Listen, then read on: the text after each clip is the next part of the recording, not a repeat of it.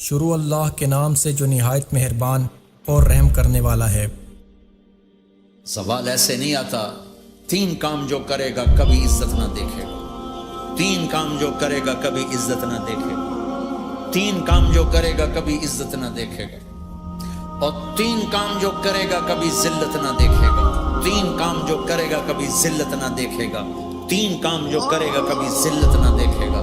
جو جھوٹ بولتا ہے، جو ظلم کرتا ہے، جو دھوکہ دیتا ہے، جو جھوٹ بولتی ہے، جو ظلم کرتی ہے، جو دھوکہ دیتی ہے، عزت کے خواب دیکھنے چھوڑ دے۔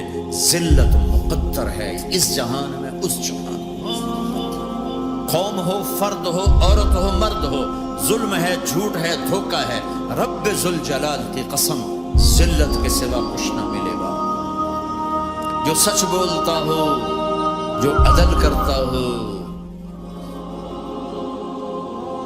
جو دیانتدار ہو، اس کے لیے عزت مقدر ہو گئی، ہو گئی، ہو گئی۔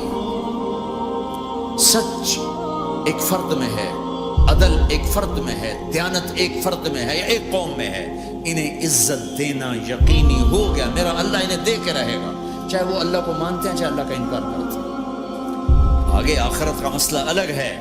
یہاں قوم، فرد، قبیلہ، کوئی مذہب، پتھر کا پجاری، آگ کا پجاری سچ بولتا ہے، ظلم نہیں کرتا، دیانتدار ہے، اللہ کی قسم اللہ اسے عزت کی زندگی دے گا۔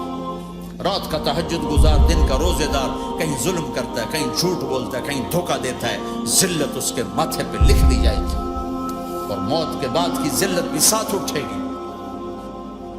تو اللہ کو راضی کرو، کیسے؟ کبیرہ گناہوں سے بچ کر، اس کے سامنے سر جھکا کر۔